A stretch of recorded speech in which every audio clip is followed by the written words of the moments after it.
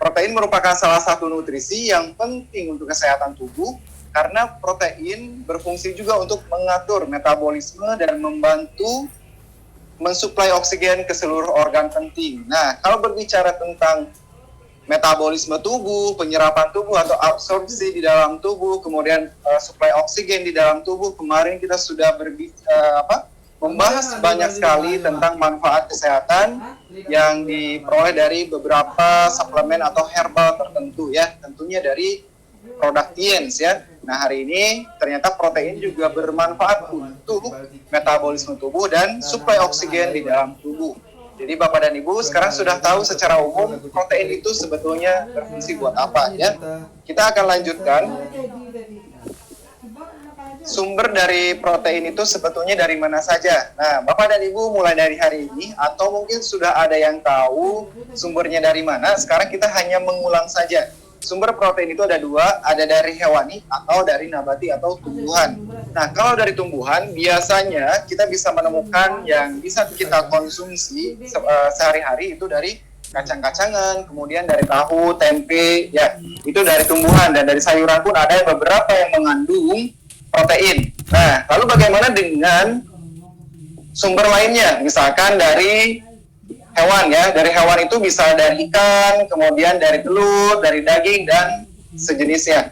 Nah, inilah beberapa sumber protein yang bisa kita dapatkan.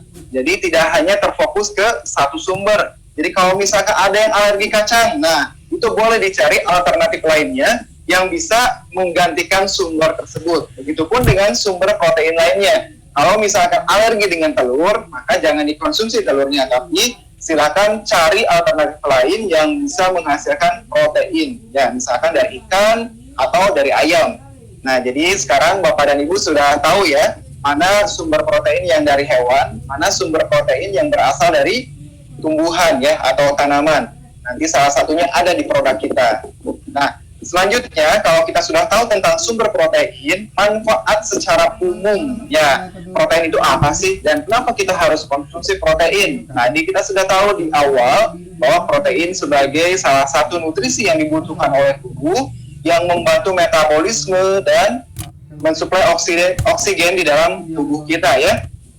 Baik, nah sekarang kita akan lihat beberapa manfaat dari protein di dalam tubuh kita. Sesuai dengan topik kita hari ini, apa sebetulnya manfaat protein buat tubuh kita? Kita bisa lihat dari sisi kiri dulu, dari sisi kiri layar dulu, yaitu untuk mempertahankan kerusakan, membantu kerusakan rambut. Nah, jadi kalau misalkan ada yang rambutnya sering rontok atau sering patah-patah atau misalkan terjadi juga sampai ke botak ya, atau rambutnya kering, protein ini juga membantu untuk menutrisi rambut kita. Nah, jadi banyak sekali manfaatnya. Yang pertama adalah untuk menutrisi kesehatan rambut ya.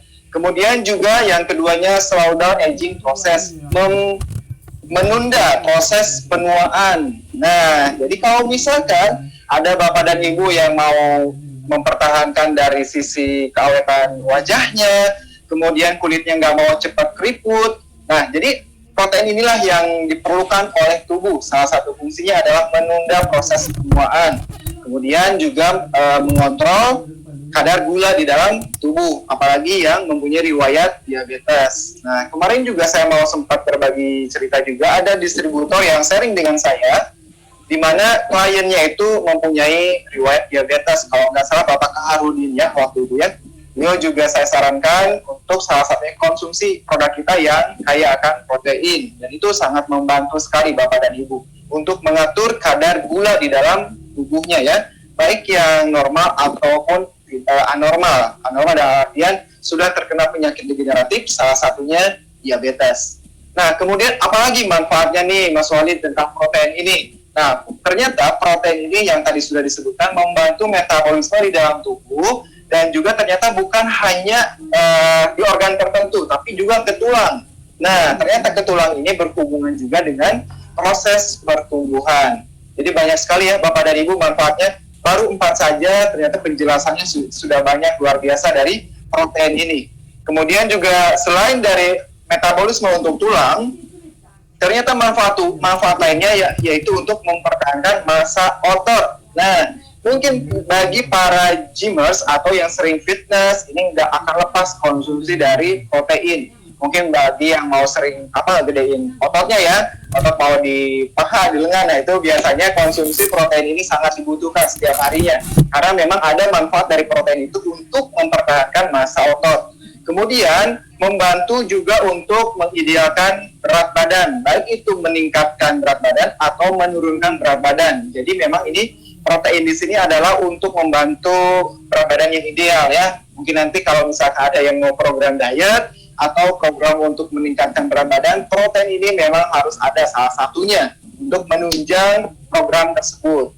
Kemudian juga untuk mempertahankan keadaan sirkulasi darah yang berhubungan dengan jantung. Nah, sebelumnya kita sudah membahas tentang kolesterol dan lemak yang bahaya di dalam tubuh. Nah, sekarang ternyata protein itu salah satunya untuk membantu mempertahankan kesehatan jantung ya. Jadi Bapak dan Ibu jangan sampai lupa lagi kalau sekarang sudah sharing bersama saya tentang manfaat dari protein. Nah, kemudian ada di bawahnya lagi itu sebelah kanan improve immune system ya, mempertahankan atau meningkatkan juga daya tahan tubuh.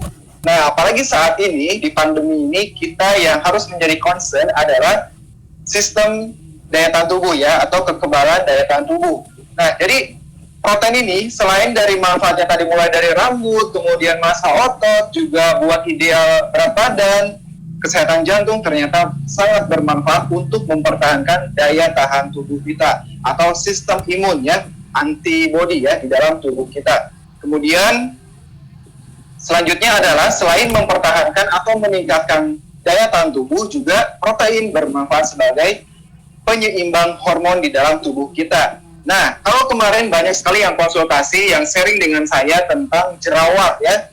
Mas Walid, saya punya klien nih, jerawatan terus. Nah, saya tanyakan umurnya berapa, kemudian sudah konsumsi apa saja, baik itu produk medis, berupa obat, ataupun herbal lainnya. Karena itu sangat penting sekali untuk bagaimana menterapi secara baik dan benar ya, Bapak dan Ibu. Nah, ternyata protein di sini juga sangat bermanfaat untuk kestabilan hormon. Kestabilan hormon ini salah satunya misalkan bau keringat, bau badan yang nggak sedap gitu ya, yaitu misalkan sering keringetan, kemudian juga timbulnya jerawat yang sering, nah itu juga salah satu pengaruh dari hormon yang kurang stabil. Atau juga sering terjadi pada perempuan, pada wanita, biasanya kestabilan hormon ini pada saat masa menstruasi head ya, yang tidak teratur, atau kadang-kadang dari jumlah frekuensi darahnya juga yang tidak teratur, kadang banyak, kadang sedikit, kadang juga ada yang teratur harusnya setiap hari, atau juga yang kadang beberapa hari selang-seling. Nah, ini hubungannya dengan hormon yang tidak seimbang. Nah, yang terakhir adalah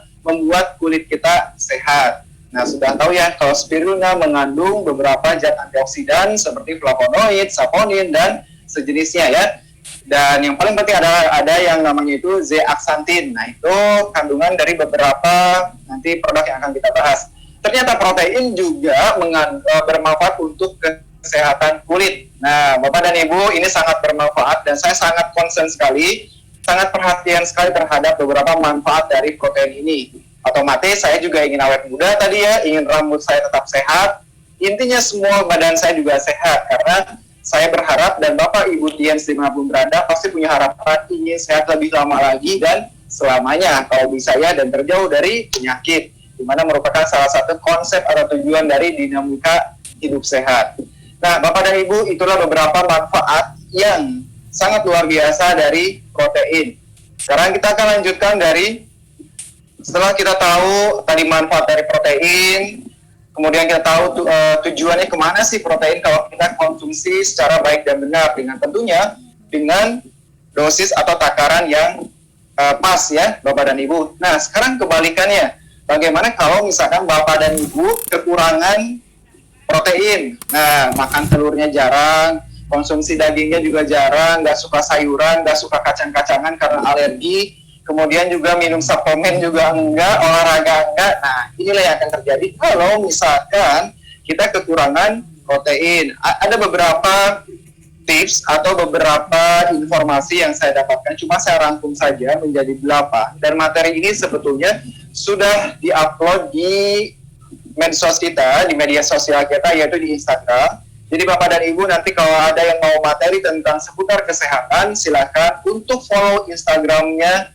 Tiens ya. Jangan lupa di Tiens Official ID atau websitenya di www.tiens.co.id. Itu semua materi yang saya sampaikan biasanya sudah ada di sana ya. Kemudian Facebooknya juga jangan lupa untuk di follow juga Tien Asia Pasifik.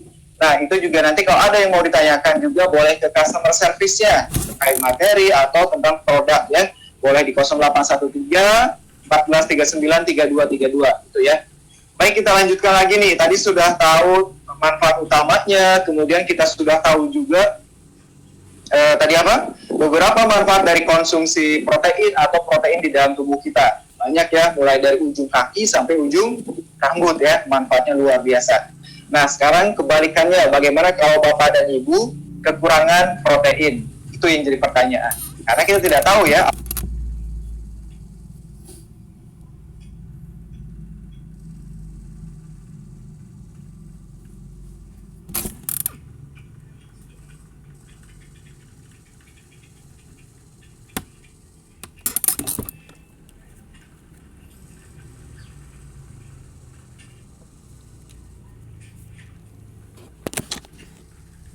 apakah sudah cukup atau belum kita konsumsi protein setiap harinya. Nah, ini ada 8 tanda dan gejala kekurangan protein. Kita lihat apa aja. Yang pertama, gangguan pada sistem imunitas dan daya tahan tubuh. Nah, ini sebetulnya kebalikan dari manfaat yang protein tadi, yang dimana tadi salah satunya adalah untuk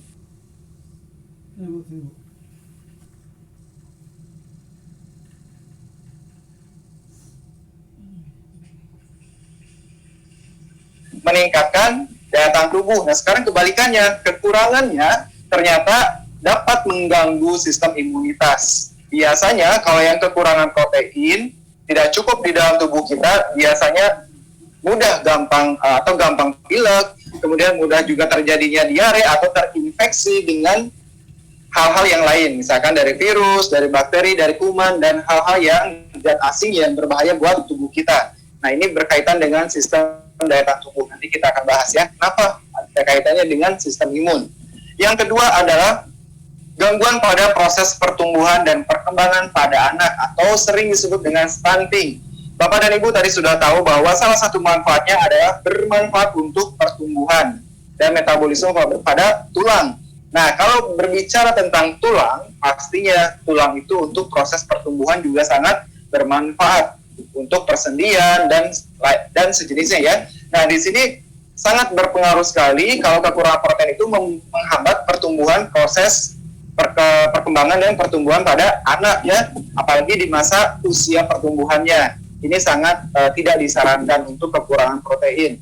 Kemudian yang ketiga adalah gangguan pada proses penyembuhan luka. Nah, luka di sini bukan luka hati ya, Bapak dan Ibu ya, itu beda lagi. Kalau luka hati bukan dari protein ya, itu beda lagi ya. Nah, kalau misalkan luka di sini, misalkan ada yang tersayat tuh bagian kulitnya, kemudian keluar darah, nah itu biasanya kalau kekurangan protein, untuk menutup kembali membran atau jaringan pada bagian kulit tersebut atau tubuh kita itu susah untuk menutup kembali atau menghentikan pendarahannya karena kekurangan protein. Maka salah satu manfaatnya itu kalau misalkan kita konsumsi protein dengan cukup, salah satunya itu untuk mempercepat pemulihan pada luka ya, luka pada bagian tubuh kita. Kemarin yang saya infokan ada beberapa klien atau distributor yang diabetes, yang dimana kliennya atau konsumennya itu sudah harus amputasi ya. Jadi protein ini sangat membantu sekali untuk membantu penyembuhan terutama pada luka tersebut. Nah, yang poin keempat adalah gangguan pada kesehatan kulit, rambut, dan kuku. Sepertinya kebalikan dari manfaat tadi ya, misalkan pada kulitnya sering berjerawat, timbul komedo, kemudian sering juga misalkan ada flek-flek hitam, nah pada rambutnya sering rontok, kemudian kasar atau misalkan kering ya. Pada kukunya juga terjadi misalkan kukunya juga nggak sehat kayak gitu ya. Ini sangat tidak disarankan kalau kekurangan protein. Nah, poin yang kelima adalah gangguan pada pertumbuhan dan pembentukan massa otot. Nah, tadi sudah dibahas sebelumnya ya. Jadi kalau kekurangan protein biasanya otot mungkin kalau bahasa kasarnya itu yang kok si A bisa gede ya badannya, bisa subur gitu ya, kok saya krempeng aja. Nah, ini adalah salah satu bentuk dari atau tanda dan gejala kita kekurangan protein. Nah, ya, Bapak dan Ibu. Nah, poin keenam adalah gangguan pada pertumbuhan gigi ya. Pertumbuhan gigi ya. Jadi kalau misalkan tadinya, terutama ini pada anak-anak ya, khususnya masa pertumbuhan, ini sangat disarankan untuk kecukupan akan protein. Yang ketujuh, munculnya risiko obesitas atau kegemukan. Nah, jadi protein di sini yang tadi menyeimbangkan hormon, salah satunya adalah untuk menghindari risiko obesitas atau gemuk ya. Bapak dan Ibu, untuk melihat Bapak dan Ibu obesitas atau tidak, biasanya ada kita untuk secara fisiknya, Bapak dan Ibu bisa menekan bagian pinggangnya ditekan oleh kedua tangannya, pinggangnya. Kalau misalkan ada yang terasa keras, tulang kerasnya langsung kesentuh, berarti kadar lemaknya itu cukup bagus ya, kurang. Tapi kalau bagian tulang kerasnya agak dalam, susah disentuh oleh kedua tangannya, berarti lemaknya cukup banyak. Dan itu dikhawatirkan akan timbulnya risiko obesitas atau kegemukan. Jadi agak dikurangi nanti konsumsi makanan lemaknya ya. Saya mau cek dulu nih suara saya apakah terdengar jelas oleh Bapak dan Ibu. Kalau kurang jelas mohon diinfokan di chat ya, nanti akan saya cek juga. Nah, poin yang terakhir adalah jangan khawatir. Oke, terima kasih Mbak Indah. Saya takutnya saya terus bicara suara nggak jelas ya. Nah, oke, terima kasih Mbak Indah. Poin yang terakhir adalah gangguan pada kualitas tidur. Nah, ini mungkin sempat mendengar juga misalkan dengan kata atau istilah insomnia atau susah tidur ya. Kok biasanya tidur itu idealnya 6-8 jam per hari. Ini tiap malam biasanya tidur cuma 2 jam, 3 jam, sampai nanti timbul penyakit-penyakit lainnya. Karena kualitas tidurnya tidak terjaga atau tidak terjamin. Nah, ini jangan sampai seperti itu, Ibu. Ini adalah merupakan beberapa tanda dan gejala kekurangan protein. Jadi sudah tahu ya sampai sini ya. Saya yakin Bapak dan Ibu sudah paham. Kita akan lanjutkan lagi ke materi berikutnya. Ada apa lagi di materi berikutnya?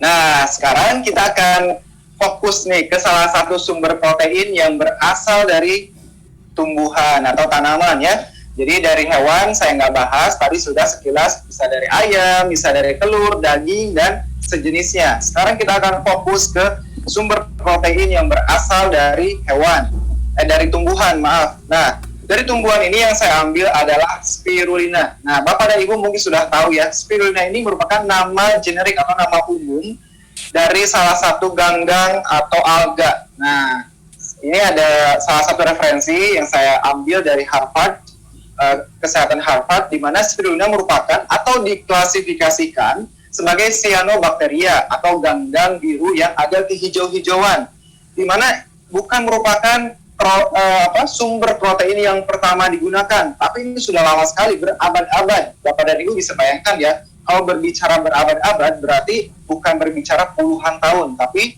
ratusan tahun. Berarti bagaimana dengan kualitasnya? Sudah teruji dong bahwa salah satu sumber protein yang berasal dari spirulina ternyata sudah dimanfaatkan dari berabad-abad ya, dan ini sudah dimanfaatkan di beberapa negara, salah satunya di negara yang tercinta kita yaitu Indonesia. Dan ternyata spirulina ini dijadikan makanan, ada yang dijadikan makanan utamanya juga, atau yang dijadikan sebagai makanan tambahan juga untuk kebutuhan protein. Nah, biasanya spirulina ini tersedia dalam bentuk kapsul atau serbuk, atau bahkan tablet ya, jadi bermacam-macam. Ada yang dicampur dengan makanan atau minuman. Biasanya tergantung kreasi masing-masing, karena kan bau spirulina itu mempunyai ciri khas tersendiri ya, agak bau gimana gitu ya, itu ciri khas dari spirulina. Nah, Bapak dan Ibu mungkin tahu ya bahwa spirulina ini sangat sekali kaya akan nutrisi. Yang pertama dari protein sampai 70%. Nah, Ibu bisa bayangkan dia sangat bisa disebut dengan nutrisi yang kaya akan protein dan juga mengandung lemak. Nah, lemak di sini adalah lemak baik, bukan lemak jahat yang menimbulkan kita jadi obesitas atau kegemukan ya. Di sini kadarnya 5-8%. Dan karbohidratnya 5-10%. Dietary fibernya di mana ini bermanfaat untuk pencernaan kita 5-12%. Ada vitaminnya juga, A, D, E, dan K. Vitamin C-nya juga ada, kemudian mineralnya, vitamin B1, kemudian B12, B kompleks. Nah, pigmen di sini apa? Warna yang ciri khas tersebut biasanya ada mengandung klorofil. Nah, Bapak dan Ibu kalau berbicara tentang klorofil pasti sudah tahu ya, dari zaman dahulu banyak sekali yang menggunakan klorofil itu sebagai penyubur lah, kemudian sebagai anti-aging, dan banyak lagi manfaatnya. Itu disebutnya kategorinya pigmen. Kemudian asam nukleatnya juga tersedia di dalam spirulina. Nah, kita lanjutkan dengan spirulina, bahwa spirulina itu termasuk ke dalam makanan alkalin. Nah, Bapak dan Ibu mungkin selama ini ada yang pernah konsumsi beberapa produk atau mungkin vitamin, suplemen, kok di lambung itu perih ya, kok mual ya, kok muntah. Nah, itu harus dilihat lagi. Produk tersebut atau vitamin tersebut termasuknya asam atau alkalin. Maksudnya asam atau alkalin adalah keamanan dan kenyamanan pada saat dikonsumsi perut kosong. Nah, jadi di sini spirulina termasuk alkalin, makanan alkalin atau alkalin food. Dimana kalau dikonsumsi pada saat perut kosong itu juga aman, tidak menimbulkan perih atau mual ya, Bapak dan Ibu. Makanya dikonsumsi baiknya dengan air hangat untuk menetralkan kadar pH di dalam lambung ya, asamnya. Ini kita bisa lihat spirulina di bawah, ukurannya itu alkalinnya 18 ya, sangat bagus sekali. Jadi aman dikonsumsi pada saat perut atau lambung kosong. Nah, kemudian kita bisa lihat di dalam protein itu, kalau kita jelaskan lagi, ada yang namanya asam amino. Nah, asam aminonya mengandung sampai 80%. Kenapa sih kita perlu asam amino? Kenapa nggak protein aja? Nah, ada beberapa asam amino yang memang sudah diproduksi oleh tubuh kita. Asam amino itu ada esensial, ada non-esensial. Nah, beberapa asam amino yang tidak bisa diproduksi oleh tubuh kita, itu harus dikonsumsi dari luar. Salah satunya tadi dari spirulina. Nah, ini banyak sekali Bapak dan Ibu bisa lihat, mulai dari isoleucin sampai glisin. Inilah beberapa asam amino yang terkandung di dalam spirulina yang bermanfaat untuk pembentukan sel di dalam tubuh kita, RNA dan DNA. Gimana nanti kalau berbicara tentang sel, nanti itu sangat bermakna sekali atau sangat bermanfaat buat kesehatan tubuh kita. Nanti kita akan bahas sedikit tentang sel ya. Kemudian lemaknya tadi yang 5-8%, ada apa aja? Ada asam linolenik ya sebetulnya. Kemudian ada gamma linoleic acid, ada sampai banyak lagi asam yang lemak yang bermanfaat di dalam tubuh kita. Gulanya juga ada, kemudian ini lebih ke deskripsi dari apa yang tadi saya jelaskan di awal, sampai pigmen ya, klorofil, kemudian karotenoid yang bermanfaat buat kesehatan mata ya, mata, kulit, dan sejenisnya. Sampai sini Bapak dan Ibu sudah jelas ya. Nanti kita akan lebih aktif lagi di sesi tanya jawab setelah materi ini. Silakan Bapak dan Ibu, ada yang mau bertanya nanti langsung saja. Nah, sekarang kita akan bandingkan untuk dosis konsumsi spirulina itu sebetulnya berapa yang disarankan. Maksimal dosis yang disarankan per hari itu maksimal ada 10 gram per hari. Atau kalau misalkan kita bandingkan dengan produk yang sudah ada, tentunya misalkan sejenis suplemen, per kapsulnya 500 mg itu sebanyak 20 kapsul per hari. Nah, jadi ini adalah dosis maksimum 20 kapsul per hari. Tentunya kalau dibandingkan kita konsumsi 20 kapsul per hari itu kurang lebih mengandung 5,3 gram protein yang sama dengan daging, 2,5 potong daging ya.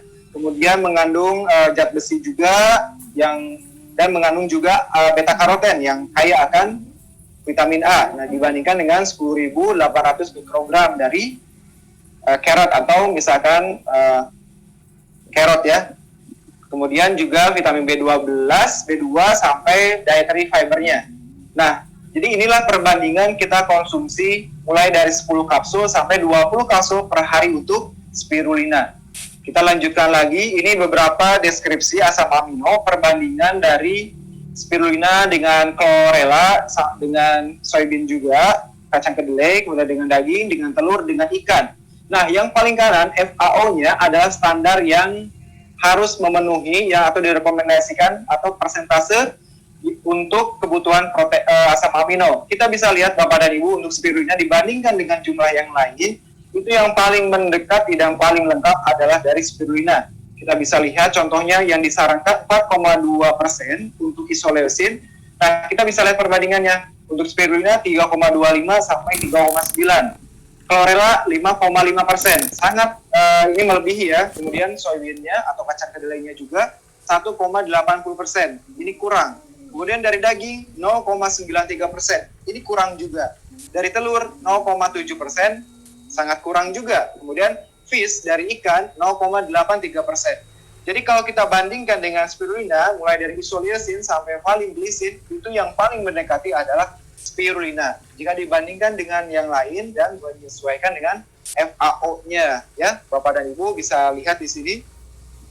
Kita lanjutkan ke beberapa dosis nih, dosis untuk kebutuhan dari asam amino. Namun Bapak dan Ibu tidak usah pusing, saya akan menerjemahkan secara simpel. Jadi di mana asam amino itu ada kebutuhannya mulai dari bayi lahir umur 3 bulan sampai 4 bulan berapa, kemudian sampai dewasa berapa. Nah di sini totalnya apa histidin juga berapa.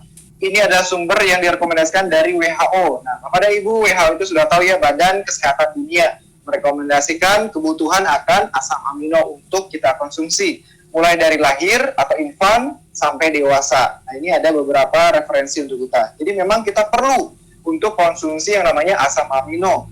Nah, begitupun ini ada tabel juga sama untuk kebutuhan protein.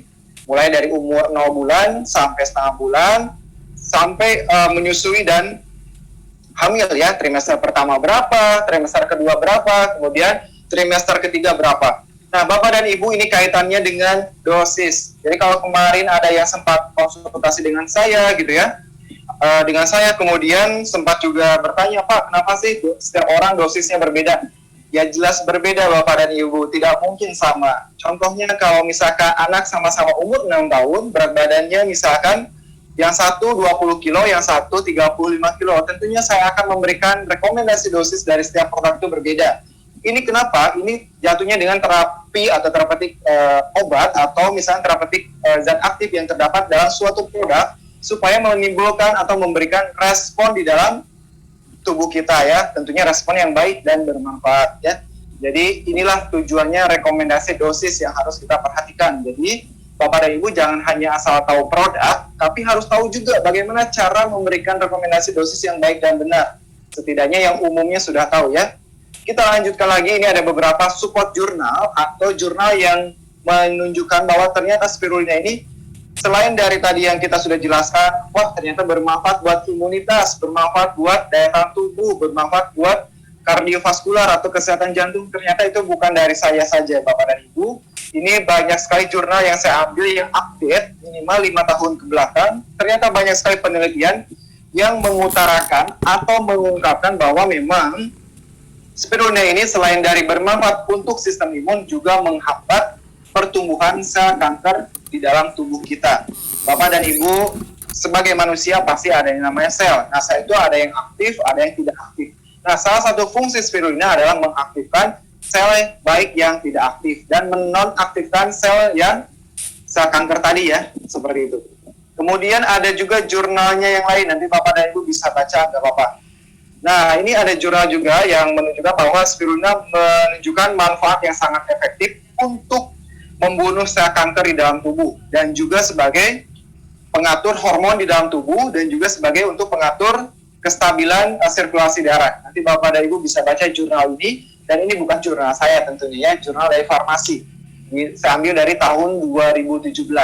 Dan kalau Bapak dan Ibu nanti senang membaca buku, silakan bacanya yang terkait dengan jurnal-jurnal yang mendukung dari produk, itu sangat luar biasa sekali ya Bapak dan Ibu. Kalau nggak mau pusing, silakan Bapak diskusi dengan saya ya. Nah sekarang kita akan lanjutkan lagi ke slide berikutnya. Tadi sudah berbicara tentang sistem imun. Ini sebetulnya mengulang ya Bapak dan Ibu, karena kita sedang di kondisi pandemi seperti ini. Kita akan berbicara lagi tentang sistem imun. Nah, kalau sistem imun tadi disupport oleh protein, di mana tadi salah satunya yang terkandung dalam spirulina, maka dari itu manfaatnya adalah membantu meningkatkan daya tahan tubuh kita. Nah, imunitas itu sangat penting sekali. Sebetulnya sistem imun itu secara biologi, secara alami sudah ada di dalam tubuh kita. Namun, kita harus juga mempertahankannya dengan sesuatu yang bisa kita konsumsi yang bermanfaat untuk meningkatkan imunitas. Salah satunya kecukupan akan protein ya. Ini sebetulnya sudah kita jelaskan kemarin. Kemudian kenapa kita perlu konsumsi suplemen makanan kesehatan? Bapak dan Ibu, tadi kita berbicara tentang sel. Nah, bisa dilihat gambar di bawah sebelah kiri, itu ada gambaran kalau normal selnya itu seperti ini. Jadi kalau kita sehat, sel kita di dalam tubuh seperti ini. Kurang lebih tidak ada bintik-bintik, kemudian tidak ada warna-warna hitam yang sehingga menimbulkan kerusakan. Kalau sudah rusak, yang tengah itu akan Bapak dan Ibu bisa lihat, kalau sudah rusak atau terpapar oleh radikal bebas, maka sel kita akan rusak. Kalau sudah rusak, apa yang terjadi? Maka yang terjadi adalah timbulnya penyakit-penyakit yang tidak diharapkan. Salah satunya yang saat sekarang sedang tren dan sekarang kita sedang perangi bersama-sama adalah coronavirus ya, COVID-19. Nah, itu salah satunya sel kita sudah dirusak oleh virus tersebut. Nah, sekarang kenapa sih kita perlu konsumsi suplemen kesehatan? Karena tidak bisa dipungkiri lagi setiap harinya masyarakat Indonesia masih banyak yang mengkonsumsi gula dengan kadar yang berlebih. Saya tekankan, gula bukan berarti tidak boleh dikonsumsi, tapi kalau berlebih, apalagi yang diabetes, itu kurang bagus ya, mengkonsumsi gula putih. Nah, kemudian faktor merokok juga, karena ada nikotin di dalamnya, dan masih banyak faktor lainnya, kenapa kita perlu mengkonsumsi suplemen makanan kesehatan. Yang terakhir itu terpapar banyaknya bahan kimia, misalkan dari antibiotik, dari bahan-bahan kimia lainnya. Kita lanjutkan, nanti lebih detailnya silakan ditanya jawab ya, Bapak dan Ibu. Kita lanjutkan ke produk yang mendukung ke materi kita hari ini tentang protein. Adanya di mana sih, Mas Walid, tentang protein yang ada di produk Yins? Tentunya Bapak dan Ibu sudah tahu produk yang mendukung atau support untuk protein tersebut adanya di spirulina kapsul yang mengandung Artospira sp. Plantasis 500 mg per kapsul. Manfaatnya secara umum yang terdapat di botol spirulina yaitu yang pertama pastinya menutrisi untuk tubuh, kemudian kaya akan protein dan vitamin, mineral yang berfungsi juga buat tubuh, dan membantu memelihara kesehatan dan daya tahan tubuh Bapak Ibu. Nah, anjuran pakainya seperti apa? Cukup sehari 3 kali 4 kapsul per hari, diminum dengan air hangat. Tentunya ini dosis menyesuaikan ya. Seperti yang tadi rekomendasi dari tabel dosis tadi. Jadi ini bukan dosis yang bisa dikonsumsi oleh semua umur, tapi menyesuaikan dengan kondisi dan keadaan tertentu. Nah, siapa yang sebetulnya yang perlu mengkonsumsi atau target konsumen untuk spirulina ini? Yang pertama, masyarakat yang sering mengkonsumsi makanan berlemak. Nah, gorengan, kemudian mie instan, bakso, dan sejenisnya. Bukan tidak boleh makan Bapak dan Ibu, tapi yang sering. Udah sering, tapi dibantu dengan suplemen kesehatannya, nggak dibantu gitu ya. Itu yang boleh kita rekomendasikan. Kemudian masyarakat yang kekurangan asupan protein, yang tadi saya infokan, yang tidak suka makan kacang-kacangan, kemudian nggak suka makan daging, telur, ini boleh direkomendasikan. Masyarakat yang memiliki sistem imun yang lemah. Nah, pada saat ini mungkin Bapak dan Ibu ada di sekitarnya atau keluarga kita yang sering batuk pilek, demam, nah itu boleh direkomendasikan sebagai suplemen yang memenuhi kebutuhan akan protein. Dan juga masih ada beberapa yang kategori konsumen yang boleh direkomendasikan seperti yang sering terkena dengan penyakit kulit seperti jerawat, eksim, dan sejenisnya. Yang terakhir yang bermasalah dengan berat badan. Nah, nanti untuk terapinya seperti apa, dosisnya seperti apa, silakan Bapak dan Ibu bertanya ya di sesi tanya jawab. Nah, Bapak dan Ibu, materinya sudah selesai untuk hari ini. Sekarang kita akan lanjut ke sesi tanya jawab. Saya kembalikan dulu ke Mbak Indah. Silakan Mbak Indah. Halo, kembali Tian Stanley. Terima